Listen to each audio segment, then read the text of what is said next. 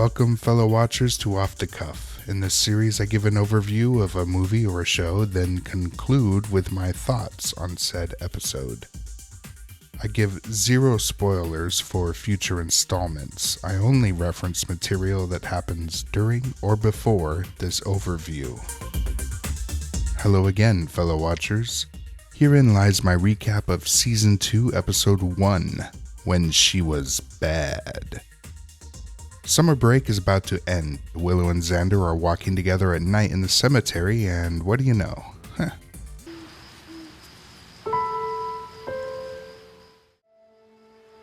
Looks like they're about to kiss, and oh my gosh, there's a vampire. Hi guys. Thankfully, Buffy arrives right on cue to save them. She did send postcards to Willow over the summer while spending her time in LA with her father, but thank goodness she arrived when she did. Buffy's parents talk about her time in LA, but it seems like she couldn't really connect so easily with her dad. Something was bothering her, but she was unwilling to divulge the source of her woes. School has started again and Cordelia shows up. Hey Cordelia. Principal Snyder waxes poetic about how much he hates kids. There are children everywhere, like locusts, destroying everything in sight in their relentless, pointless desire to exist. Have you ever considered, given your abhorrence of children, school's principal was not perhaps your true vocation? Miss Calendar sees Giles again and things seem a little bit awkward. Maybe they celebrated their victory against the Hellmouth that night together? Nah. Well, hello? Giles is just nervous because she's a lady.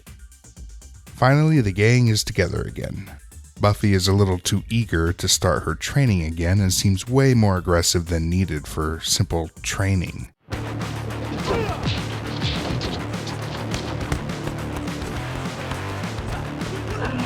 That's enough.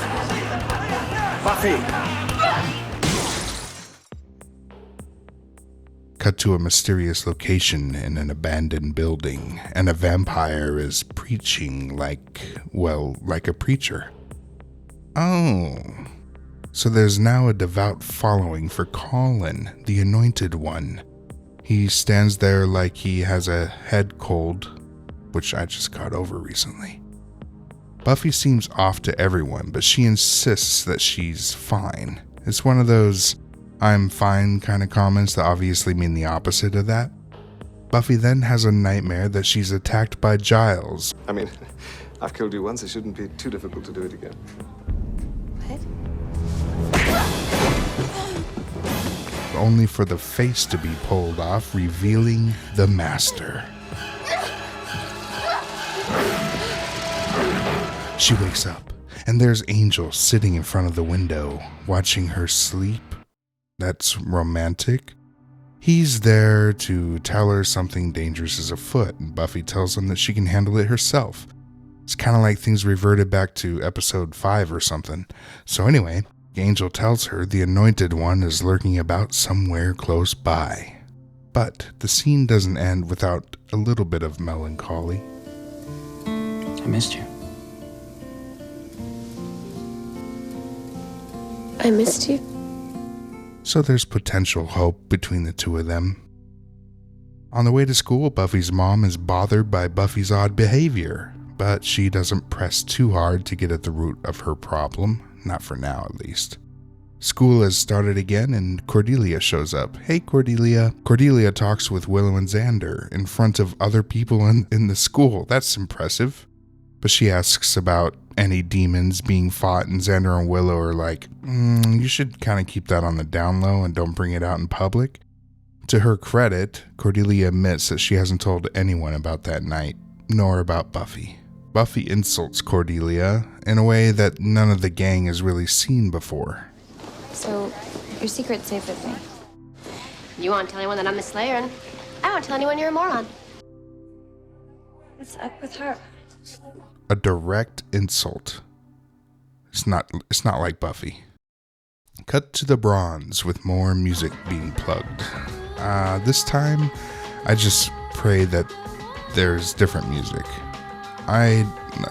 Let's see if there's something we can do about that. There we go. Meanwhile, there's a shot to the cemetery, where Colin's followers dig for the Master's bones. So Willow tries to recreate a previously spontaneous moment to get things back in action with Xander, but You got something on your nose. that didn't work out so well. Then Angel shows up and Buffy is still being extremely edgy and harsh to everyone around her. I can't help thinking I've done something to make you angry. And that bothers me more than I'd like. I'm not angry. I don't know where that comes from. What are you afraid of? As the music continues to play, Buffy tells Xander that they should dance together. She's being a little inappropriate to a friend on that dance floor. Even Xander knows something's up. No, not that. Really? Oh, this is awkward. Cordelia tells Buffy straight up that she's being irresponsible. I'm gonna give you some advice. Get over it. Embrace the pain, spank your inner, mop it, whatever. But get over it. Because pretty soon you're not gonna even have the loser friends you've got now. Then Cordelia is quietly spirited away.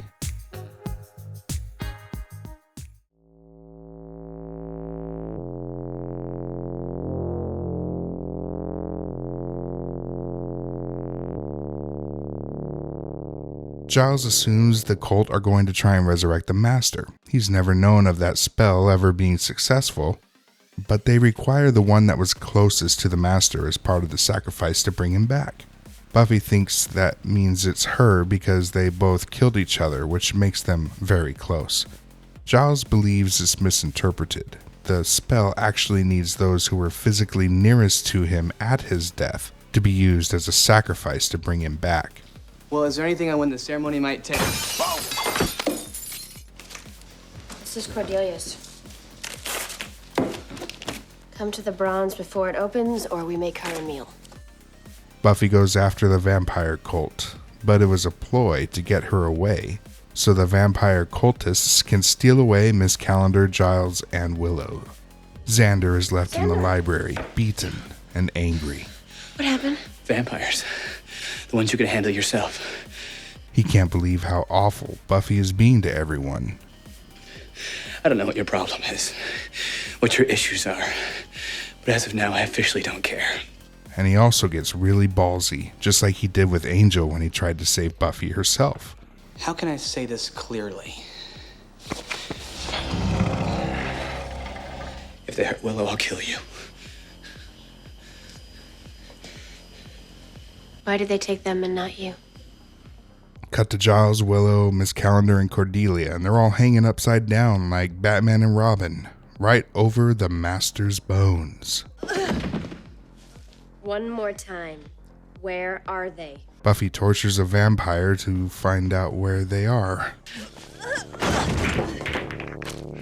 But since I'm not gonna kill you anytime soon, the question becomes, how are we gonna pass the time till then?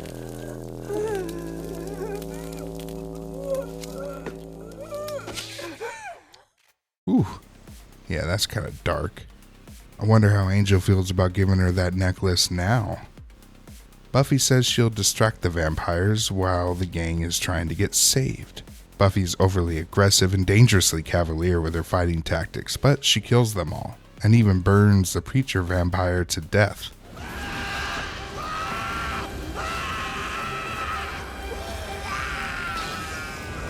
Buffy then has a chance to smash them skeleton bones to bits. I think she needed to air out some laundry.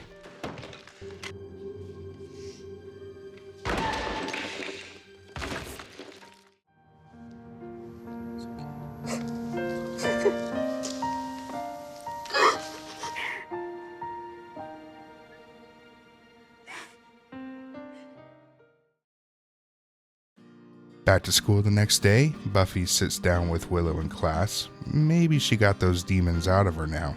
Who knows? We'll see next episode. The end.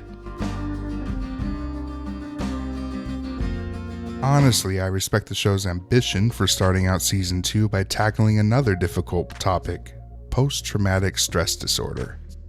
Overall, I thought this episode made a worthy effort to put a final lid on the Master's coffin, even if a lot of individual scenes didn't quite work for this viewer. From a writing perspective, I appreciate that every one of the gang call out Buffy's behavior, and they even try to help her even though she isn't receptive to their inquiries. Even Cordelia, of all people, directly calls out Buffy's bad attitude. I seriously hated that song from the Bronze. It felt more like a promotional plug than it was a natural integration into the story. Who they had playing at the Bronze overshadowed the interplay between Buffy's issues and her manipulation of Xander during that scene. At the same time, the intent behind that scene was very effective. Buffy spent time making Angel feel less valued. She used Xander to devalue Angel even further. When someone is in a terrible emotional place, they tend to attack those that are closest to them. Buffy goes deep into a depressive state, and if she didn't have her friends around her to help her face the demon that she was fighting, literally and figuratively, then there's no telling what she would have become. A key takeaway from this episode for me is that a Slayer is stronger when there is a strong support group during the hardships and challenges that come with the job, and that's a good message. This continuing theme of friendship and loyalty will be a very important through line for the rest of the series as it progresses. So this isn't a complete wash of an episode, and wait till you see what happens next. Things will come together gloriously by the end of season 2. I try and tell them about the important things in life. I might as well be talking to myself. Until next time.